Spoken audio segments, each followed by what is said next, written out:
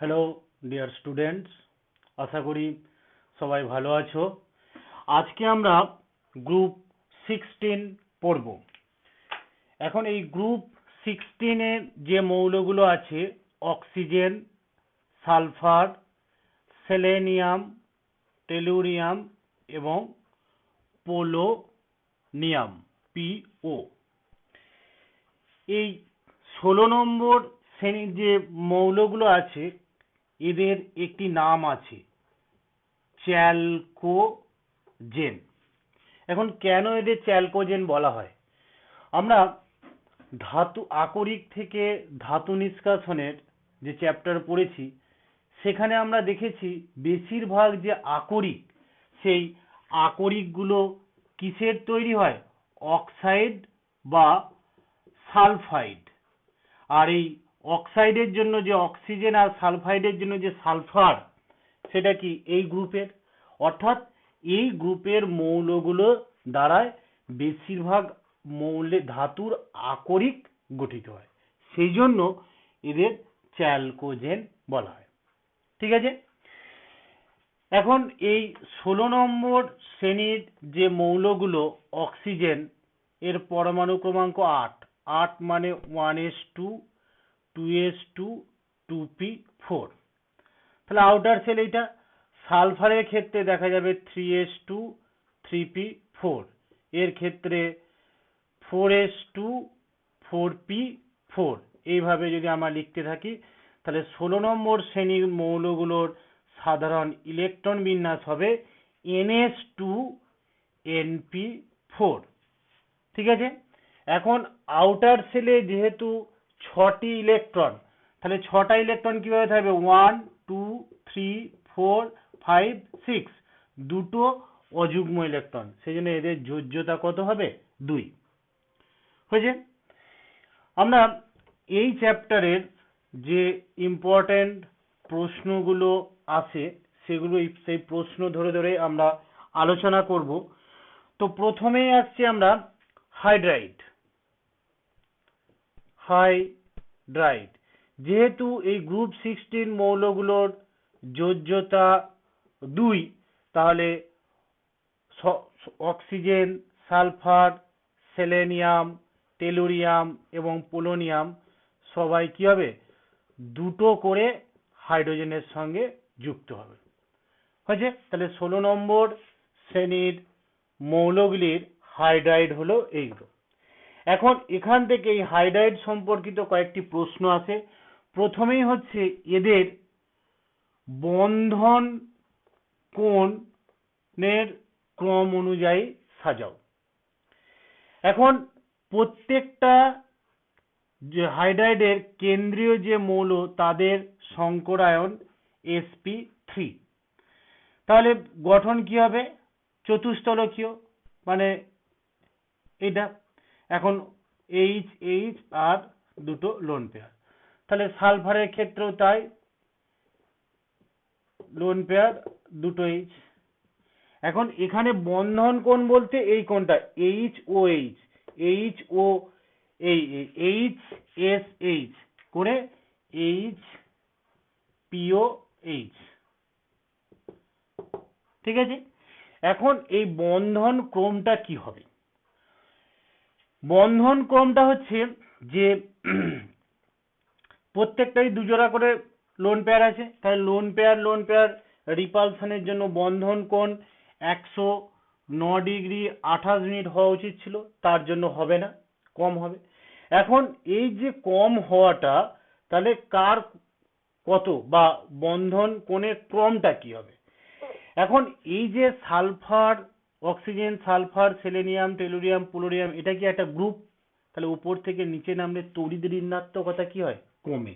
তাহলে তড়িৎ ঋণাত্মকতা কার বেশি? অক্সিজেন। তাহলে এই যে OH বন্ধন ইলেকট্রন জোড় কি হবে? অক্সিজেনের কাছে সরে আসবে। এর থেকে এর তড়িৎ ঋণাত্মকতা একটু কম, এ কি করবে? এইখানে টেনে আসবে, এ কি হবে? একদমই টানতে পারবে না। হয়েছে? তাহলে বন্ধন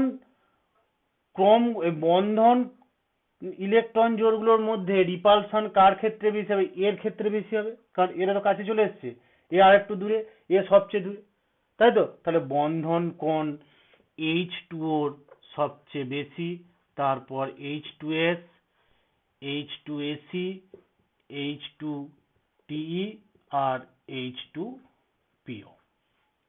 ঠিক আছে, নেক্সট হচ্ছে স্ফুটনাঙ্ক।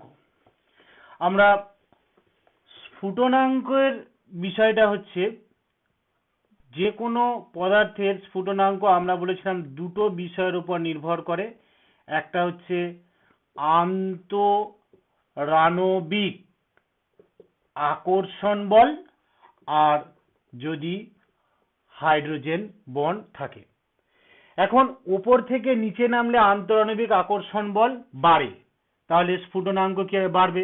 সেই হিসাবে H2O PO greater than H2TE greater than H2AC greater than H2S greater than H2O। কিন্তু হাইড্রোজেনে এই জলের অণুগুলো পরস্পরের সঙ্গে হাইড্রোজেন আন্তরাণবিক হাইড্রোজেন বন্ধনের মাধ্যমে যুক্ত হয়ে তারা কি হয়? খুব কাছাকাছি চলে আসে, সেই জন্য জলের স্ফুটনাঙ্কটা সবচেয়ে বেশি, অর্থাৎ H2O গ্রেটার দেন, এই হচ্ছে স্ফুটনাঙ্কের ক্রম। হয়েছে। এর পরেরটা হচ্ছে তাপীয় স্থায়িত্ব। তাপীয় স্থায়িত্ব মানে কি? এই যে OH, OS, HO, HS, HAC, HT, HPO, এই বন্ধনগুলো কার তাড়াতাড়ি ভেঙে যাবে, কার ভাঙতে বেশি তাপ দিতে হবে। যার ভাঙতে বেশি তাপ দিতে হবে তারই তাপীয় স্থায়িত্ব বেশি হবে। এখন তার মানে কি? এই বন্ধন শক্তির উপর নির্ভর করবে। বন্ধন শক্তি আবার কার উপর নির্ভর করে বন্ধন দৈর্ঘ্যের উপর। এখন উপর থেকে নিচে নামলে এই কেন্দ্রীয় মৌলগুলোর আকার আস্তে আস্তে কি হয়ে যায়? বেড়ে যায়। তাহলে বন্ধন দৈর্ঘ্যটা আস্তে আস্তে কি হবে? বাড়বে। এর সবচেয়ে বেশি, তাহলে এ কি হবে? সহজেই ভেঙে যাবে। তাহলে তাপীয় স্থায়িত্ব জলের সবচেয়ে বেশি, তারপর H2S, তারপর H2AC, তারপরে H2TE, তারপরে H2PO। ঠিক আছে। এরপর সালফারের দুটো অক্সাইড আছে, একটা SO2 আর একটা SO3। SO2 আর SO3, এদের গঠনাকৃতি বর্ণনা করো। কিরকম? এখন আমরা যদি সংকরায়ন বার করি, H সমান 6, আর যেহেতু দ্বিযোজী হবে না, সো 3, এক্ষেত্রেও তাই হবে। সংকরায়ন sp2, এর ক্ষেত্রেও সংকরায়ন sp2। তাহলে সংকরায়ন যদি sp2 হয়, তাহলে S ত্রিকোণীয় সমতলীয়, এইটা হয়েছে। এখন এর বন্ধন যেগুলো হচ্ছে, সেই বন্ধন গুলোর প্রকৃতি কি? অর্থাৎ এখানে আমাদের সবগুলোই কি? প্রথম এই SO2 এর ক্ষেত্রে দুটো অক্সিজেন আর একটা কি হবে? Lone pair. আর এর ক্ষেত্রে কি? 3টি অক্সিজেন। এখন বাকি বন্ধনগুলো কিভাবে গঠিত হয় সেটা একটু দেখাতে হবে। অক্সিজেন 8 মানে 1s2, 2s2, 2p4, তাহলে 2s আর 2p। ঠিক আছে। তাহলে এই অক্সিজেনের 4টে লোন পেয়ার আর দুটো অযুগ্ম ছিল, তার মধ্যে একটা বন্ড ফর্ম করেছে, একটা এখন অযুগ্ম পড়ে আছে, এরও একটা অযুগ্ম পড়ে আছে। এবার এখানেও তাই, প্রত্যেকটাতে একটা করে অযুগ্ম ইলেকট্রন এখনো পড়ে আছে। ঠিক আছে। এখন সালফারেরটা কি? সালফারের 16 মানে 3s2, 3p4, তাহলে সে একই হবে, 3s আর 3p, এইটা। এখন 3d ফাঁকা আছে, 3d। এখন দেখো, তাহলে সালফারের বাইরের কক্ষটা কি? সালফারের বাইরের কক্ষটা দুজোড়া লোন পেয়ার আর দুটো অযুগ্ম ইলেকট্রন, তাহলে এই যে দুটো অযুগ্ম ইলেকট্রন বন্ড ফর্ম করে গেছে, তাই তো? তাহলে দু জোড়া লোন পেয়ার, এই একটা লোন পেয়ার আর একটা লোন পেয়ার কি পড়ে আছে। এখন এই যে লোন পেয়ারটা, যে এই সালফারের ক্ষেত্রে যে লোন পেয়ারটা এই 3s এ যে দুটো ছিল, এটা হচ্ছে এইটা। আর আর যে 3p তে যে এক জোড়া লোন পেয়ার পড়ে আছে, সেটা কি হয় না বন্ধন গঠন করার জন্য 3p থেকে একটা 3d তে স্থানান্তরিত হয়ে যায়। হলো? তাহলে দুটো অযুগ্ম ইলেকট্রন তৈরি হলো, কিন্তু একটা কোথায় আছে p তে আর একটা কোথায় গেল d তে। এবার এরা কি করে পাই বন্ধন, সেই জন্য। আর এটাও p, অক্সিজেনের তো p তেই আছে, তাই তো? তাহলে এই পাই বন্ধনটাকে কি বলা হবে? p পাই p পাই। আর এটা কি হবে? p পাই d পাই, p পাই d পাই। তাহলে SO2 এর ক্ষেত্রে, তাহলে এটা একটা পাই বন্ধন হলো। SO2 এর ক্ষেত্রে দুটো সিগমা, দুটো পাই, সেই দুটো পাই বন্ধন, একটা পি পাই আর একটা পি পাই ডি পাই। ঠিক আছে? এরপর আসছে আমরা SO3। SO3 এর মধ্যে কি কন্ডিশন হয়ে আছে দেখো। SO3 এর ক্ষেত্রে প্রথমেই ওর 3টে অযুগ্ম ইলেকট্রন দরকার, কিন্তু ছিল কটা? দুটো। তো প্রথমেই কি হয়, এই একটা প্রথমেই একটা 3p থেকে, না ভুল হলো, প্রথমেই কি হয় একটা 3s থেকে 3d তে স্থানান্তরিত হয়ে যায়। হলো? তাহলে 3টে অযুগ্ম ইলেকট্রন, তাহলে s আর p এর দুটো, এই 3টে বন্ধন গঠন করলো। তাহলে এখন সালফারের বাইরের কক্ষটা কি আছে? একটা অযুগ্ম পড়ে আছে,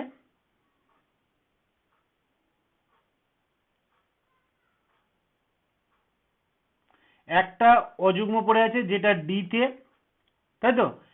সেটা এর সঙ্গে পাই বন্ধন করলো, তাহলে এটা কি হবে? পি পাই ডি পাই। হলো? এখন এদের এই দুটো অক্সিজেনে একটা করে অযুগ্ম ইলেকট্রন আছে, তাহলে তখন এই 3p থেকে স্থানান্তরিত হবে। এইটা হলো। তাহলে দুটো অযুগ্ম হলো, এটাও পাই এটাও পাই, তাহলে এটা কি হবে? পি পাই পি, সরি, একটা পি পাই আর এটা ডি, ডিতে একটা। তাহলে এইটা হলো পি পাই ডি পাই, আর এটা কি হলো? পি পাই পি পাই। ঠিক আছে? সো SO3 এর ক্ষেত্রে 3টে যে পাই বন্ধন, তার মধ্যে দুটো হলো পি পাই ডি পাই আর একটা হলো পি পাই পি পাই। এই হচ্ছে SO2 আর SO3 এর গঠন আকৃতি। এর পরেরটা হচ্ছে সাধারণ উষ্ণতায় H2O তরল,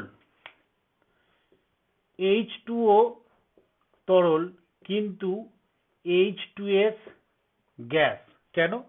একটাই কারণ, জলের অণুগুলো আন্তরাণবিক হাইড্রোজেন বন্ধনের মাধ্যমে যুক্ত থেকে তারা কাছাকাছি চলে আসে, সেই জন্য এর সাধারণ উষ্ণতায় তরল। কিন্তু H2S এর ক্ষেত্রে এরকম কোনো হাইড্রোজেন বন্ধন থাকে না, H2S এর অণুগুলো দূরে দূরে অবস্থান করে, সেই জন্য H2S গ্যাস। ঠিক আছে? এরপর যেটা আছে অক্সাইড। অক্সাইড কি না, অক্সাইড হচ্ছে একটা যৌগ যাতে দুটি মৌল থাকে, তার মধ্যে একটি মৌল কি হবে? অক্সিজেন। সেই জন্য অক্সাইডকে বলা হয় অক্সিজেন যুক্ত দ্বিমৌল যৌগকে বলা হয় অক্সাইড। ঠিক আছে? যেমন CO2, NO2, Na2O, MgO, সবেতেই দেখো দুটো করে মৌল আছে, তার মধ্যে একটা অক্সিজেন আর একটা অন্য কিছু ধাতু বা অধাতু। এখন অক্সাইডকে প্রথমে 4টে ভাগে ভাগ করা হয়। একটা হচ্ছে আম্লিক অক্সাইড, আমরা এগুলো জানি, CO2, NO2, SO2 ইত্যাদি। 2 নম্বর হচ্ছে ক্ষারীয় অক্সাইড, যেগুলো ধাতব অক্সাইড, MgO, N2O ইত্যাদি। 3 নম্বর হচ্ছে উভধর্মী অক্সাইড, যেমন ZnO, Al2O3 ইত্যাদি। 4 নম্বর হচ্ছে প্রশম অক্সাইড, মানে যারা অ্যাসিড বা ক্ষার কোনো কিছুর সঙ্গে বিক্রিয়া করে না, কার্বন মনোক্সাইড, নাইট্রিক অক্সাইড ইত্যাদি। এইগুলো ছাড়াও আমাদের এইগুলো আসে না, যেগুলো 12 এর জন্য দরকার, সেই 3টে একটুখানি করে রাখতে হবে। প্রথমেই হচ্ছে মিশ্র অক্সাইড। মিশ্র অক্সাইড কাকে বলে না, যে সব অক্সাইড দুটি সরল ধাতব অক্সাইডের সমন্বয়ে গঠিত হয়। যেমন Fe3O4, এখানে থাকে FeO আর Fe2O3, ঠিক আছে। এইভাবে Pb3O4 আর Mn3O4, এই দুটোর মধ্যেও কি কি তোমার ওই অক্সাইড আছে সেইগুলো একটুখানি করে রাখবে। এরপরে হচ্ছে সাব অক্সাইড। সাব অক্সাইডটা কি না, কোনো একটা, যেমন ধরো C3O2, কোনো একটা অক্সাইডের যে কেন্দ্রীয় মৌল, তার যোজ্যতা অনুযায়ী যতগুলো অক্সিজেন থাকা উচিত, যদি তার থেকে কম পরিমাণে থাকে, সেগুলোকেই বলা হয় সাব অক্সাইড।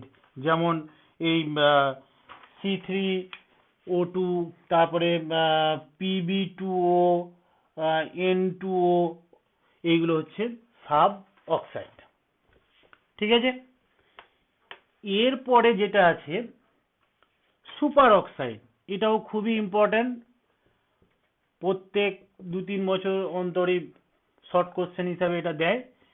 সুপার অক্সাইড হচ্ছে যে অক্সাইডে O2 মাইনাস অ্যানায়ন উপস্থিত থাকে, যেমন KO2, RbO2 আর CsO2, এই 3টে উদাহরণ করে রাখবে, তার মধ্যে এইটাই সব থেকে বেশি দেয়, ঠিক আছে।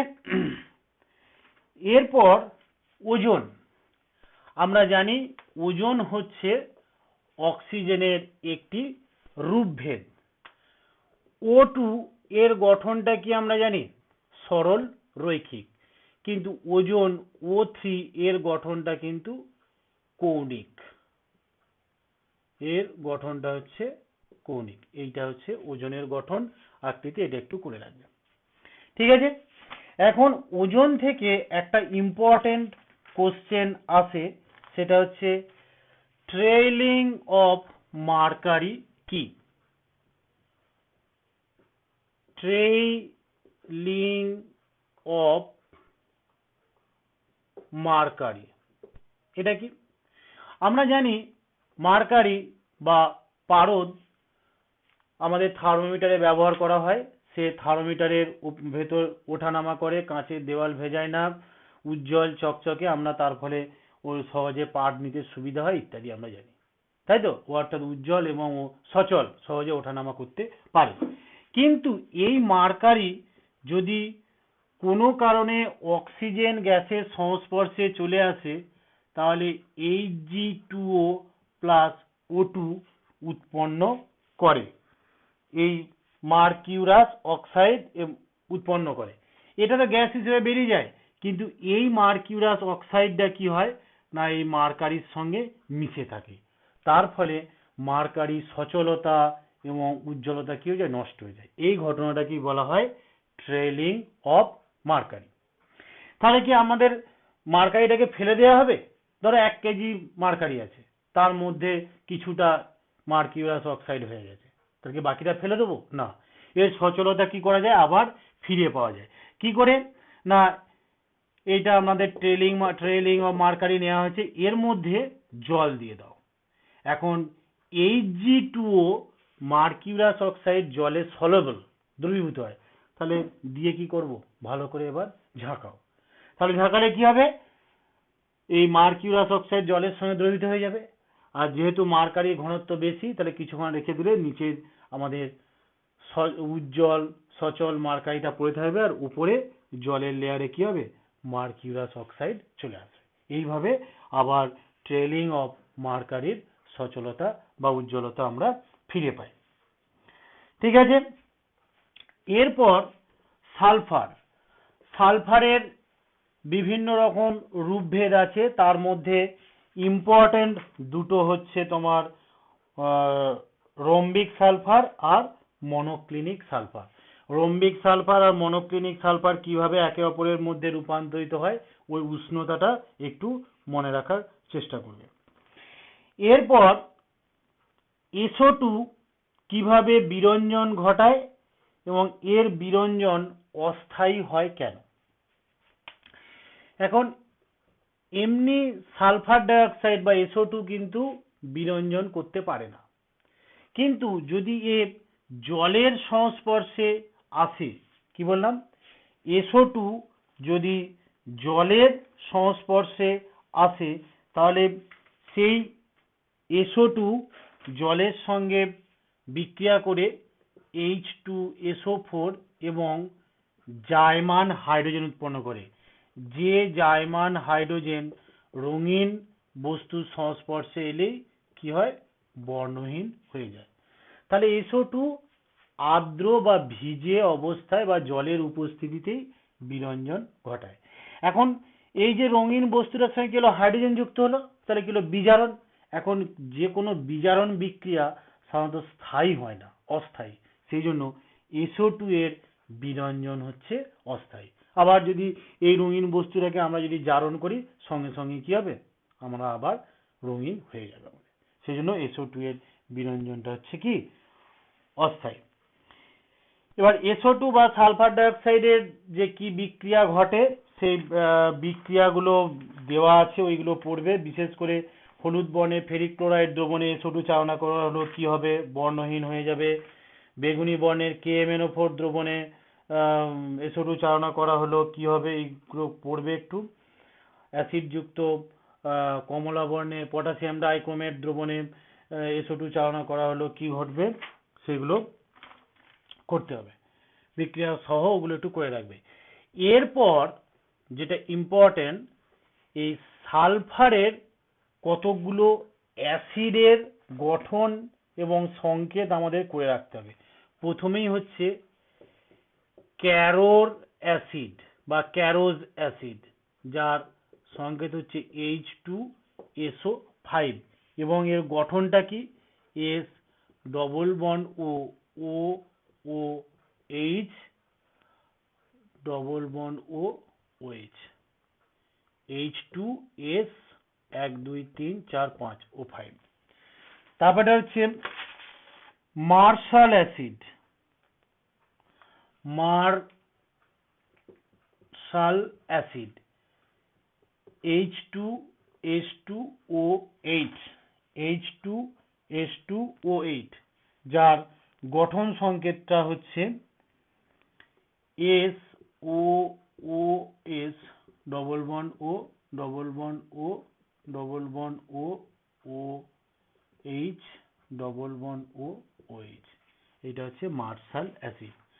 আর একটা হচ্ছে ওলিয়াম। ওলিয়ামটা কি, H2S2O7। ঠিক আছে, এর সংকেতটা একটু করে রাখবে, S double bond O S double bond O double bond OH double bond OH।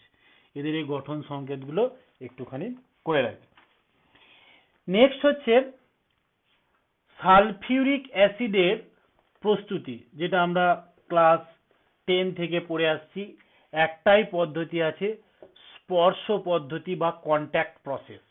এখানে 4টে স্টেপ ছিল। S প্লাস, প্রথমে সালফার থেকে আমরা সালফার ডাইঅক্সাইড বা আয়রন পাইরাইটিস এর সঙ্গে যদি আমরা অক্সিজেন যোগ করি, অক্সিজেনের উপস্থিতিতে যদি আমরা দহন করি, তাহলেও আমাদের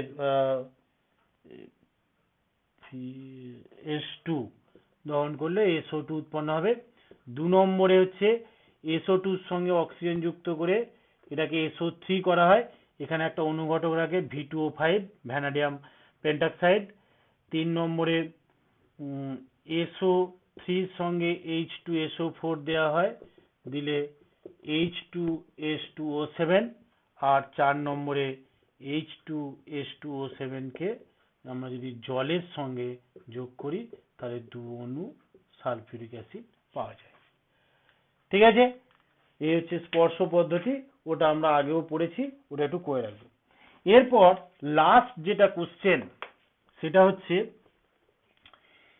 H2SO4 আর SO4 2- এর গঠনটা হচ্ছে ডবল বন্ড ও OH OH, এর গঠনটা ডবল বন্ড ও O-। এখন এখানেও 4টে এসও বন্ধন আছে, এখানেও 4টে এসও বন্ধন, কিন্তু এর 4টে এসও বন্ধন দৈর্ঘ্য একই নয়, কিন্তু এর 4টে এসও বন্ধন দৈর্ঘ্য একই। কারণ কি, আমরা ছবিতে পরিষ্কার দেখতে পাচ্ছি দুটো দ্বিবন্ধন, এর দুটো এক বন্ধন, তাহলে একই হবে না। কিন্তু এখানে কি হবে, রেজোনেন্স হবে। এটা খুলে গেল, তাহলে S double bond O- double bond O-, আবার এটা রেজোনেন্স হলো এইটা, তাহলে S double bond O double bond O-, তাহলে এই সালফেট আয়নের রেজোনেন্সের ফলে 4টে বন্ধনই কখনো এক বন্ধন কখনো দ্বিবন্ধন। সেজন্য সালফেট আয়নের 4টে এসও বন্ধন দৈর্ঘ্য সমান, কিন্তু সালফিউরিক অ্যাসিডের গুলো সমান নয়।